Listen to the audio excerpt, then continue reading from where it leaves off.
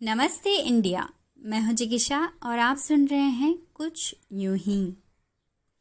मैत्री और मोहन ने हाल ही में ISP the art of parenting course में एडमिशन लिया था। मैत्री की फर्स्ट प्रेगनेंसी का चौथा महीना चल रहा था। पहला बच्चा था, इसलिए दोनों ज़्यादा ही एक्साइटेड थे। पेरेंटिंग कोर्स में उनके कोच अमित ने बताया कि प्रेगनेंसी के दौरान बच्चे से बात करना बहुत ज़रूरी है। वो आपको सुन सकता है। साइंटिफिकली भी 18 हफ्ते बाद बच्चा माँ के पेट में पहली आवाज़ सुनता है। उसके बाद धीरे धीरे उसके सुनने की शक्ति डेवलप हो जाती है।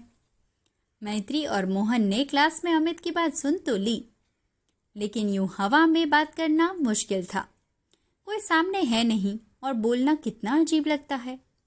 और जो पैदा भी नहीं हुआ, उस बच्चे से बात भी क्या कर सकते हैं? उसको समझ में आएगा कि नहीं, वो भी तो हमें नहीं पता। लेकिन अमित ने समझाया था कि शुरू में तकलीफ होगी, पर आगे मज़ा आने लगेगा। मैत्री ने बेबी से बात करना शुरू किया। शुरू में वो बेबी को ऑल इंडिया रेडियो के समाचार जैसे सब इन्फॉर्मेशन बताती थी। ये हमारा घर है, आज खाने में खीर पूड़ी बनी है, आज हम मार्केट जा रहे हैं, कुछ शॉपिंग करनी है, जैसे वन लाइनर इन्फॉर्मेशन से शुरुआत हुई। धीरे धीरे वो वन लाइनर्स लंबी स्टोरीज में बदलते गए। मोहन भी काम से आगे हर रोज़ बेबी से बात करता। घर से काम पे जाते वक्त वो बेबी को बाय बोलता और कहता, मैं ऑफिस जा रहा हूँ, इतने बजे वापस आऊँगा। वापस आके भी वो उसको बताता कि बेटा मैं आ गया हूँ। कभी लेट हो जाए तो सॉरी बोल के कहता, बेटा आज तो पापा 1 घंटा लेट हो गए। बातें करते करते मैत्री और मोहन बच्चे से बहुत जुड़ गए थे। अभी तो वो पैदा भी नहीं हुआ था, पर दोनों को उससे बात करने की जैसे आदत सी हो गई थी। लेकिन बात इतनी सी नहीं है। मैत्री ने फील किया था कि जब वो शुरू में बात करती थी तब में, और आज जब वो लोग इतनी बातें करने लगे हैं उसमें, बेबी के साथ उनका कनेक्शन तो अच्छा जुड़ ही गया है, लेकिन बेबी भी पहले से बहुत अच्छा रिस्पॉन्ड करने लगा है। उन दोनों ने फील किया था कि बेबी तक उनकी बातें पहुंच भी रही है और सब कुछ समझ के वो रिस्पॉन्ड भी कर रहा है। जब बाहर के लोग इन्हें देखते तो थोड़ा पागल ही समझते।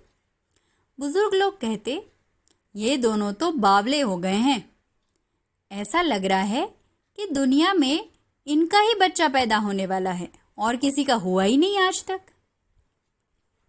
अभी बच्चा पैदा भी नहीं हुआ और अभी से इतना मोह।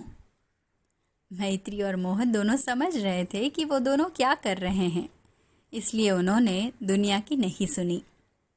वो ये भी समझ रहे थे कि लोगों के रिएक्शन ऐसे इसलिए हैं क्योंकि उन्होंने वो अनुभव ही नहीं किया जो वो हर रोज़ कर रहे हैं। डिलीवरी का वक्त नज़दीक आ रहा था। मैत्री के सारे रिपोर्ट्स नॉर्मल ही थे। मैत्री ने डिलीवरी के लिए खुद को और बेबी दोनों को तैयार करके रखा था। मैत्री ने कहा था कि बेटा बिल्कुल डरना नहीं, हिम्मत रखना, तुम बहुत अच्छे से हमारे पास आ जाओगे। मोहन ने रिक्वेस्ट किया था कि वो लेबर रूम में मैत्री के साथ ही रहना चाहता है और डॉक्टर ने परमिशन भी दे दी थी। लेकिन डिलीवरी के दौरान एक कॉम्प्लिकेशन आ गया। बच्चा टेढ़ा हो गया। मैत्री दर्द में भयंकर चिल्ला रही थी, लेकिन बच्चा बाहर आएगा कैसे? डॉक्टर्स ने कहा वेट करना पड़ेगा जब तक बच्चा सीधा नहीं होता। मैत्री और दर्द बर्दाश्त नहीं कर पा रही थी। मोहन को तुरंत सूझा कि वो बेबी से बात करे।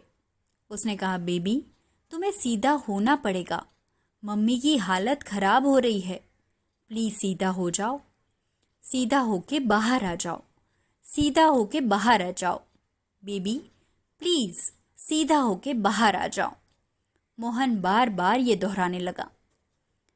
मैत्री ने इस हालत में भी कंटिन्यू मन में बोलना शुरू कर दिया, बेटा सीधा होके बाहर आ जाओ, सीधा होके बाहर आ जाओ।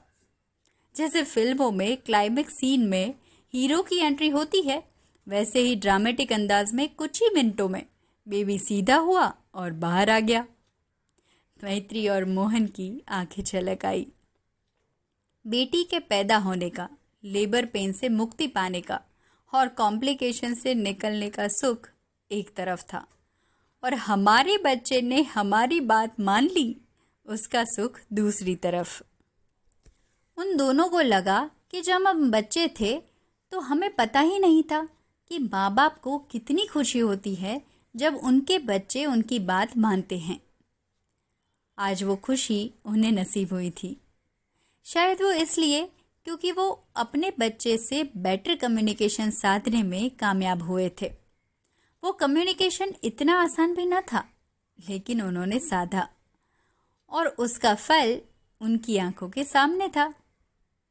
जिंदगी ने पहले ही पड़ाव में उनको पेरेंटिंग का बेस्ट लेसन सिखा दिया था कि बच्चे आपकी बात तभी मानेंगे जब आपका और उनका कम्युनिकेशन सही हो।